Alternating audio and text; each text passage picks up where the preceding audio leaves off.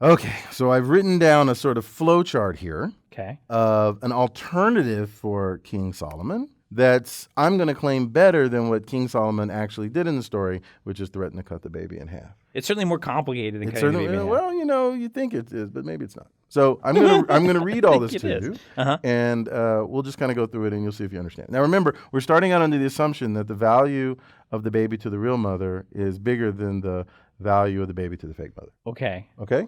Now, here's step 0.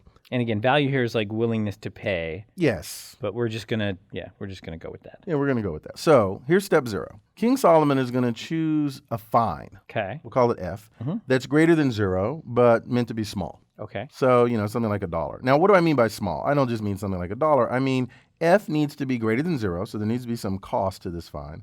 But it should be smaller than either of the values V real or V fake. Okay. So V real bigger than V fake bigger than F. That's exactly right. Okay. All right. So King Solomon picks the fine. And by the way, tells the two women this entire process that I'm going through now. So none of this is a surprise. They both know this is what they're going to have to go through. Okay. Okay. So King Solomon picks some value F. Then in step 1, King Solomon asks A, is this your child? If A says no, then B gets the child. If A says yes, then King Solomon turns to B and says, is this your child?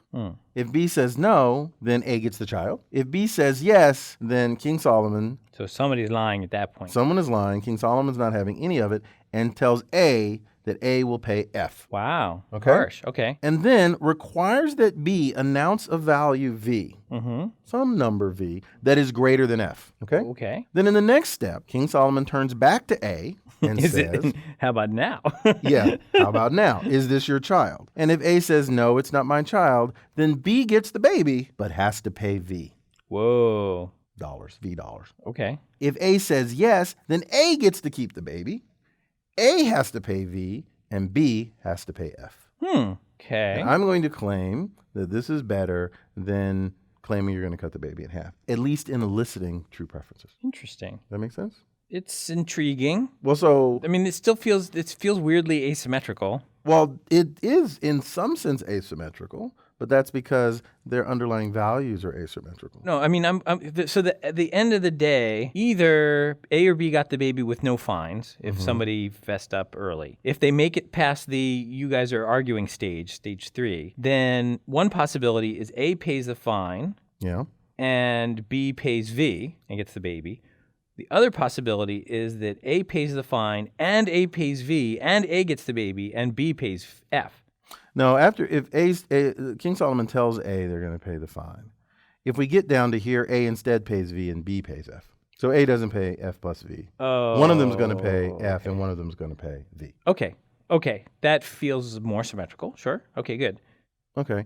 So how would you convince yourself of the veracity of what I'm suggesting, that this will do a better job of eliciting true preferences of the mothers?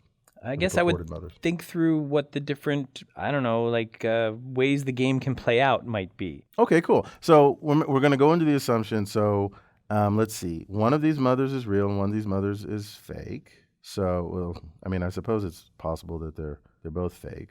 Oh, let's not go there. Yeah, let's not go. That's not allowed. One of them's real, one of them's fake, because this is King Solomon and not King M. Night Shyamalan.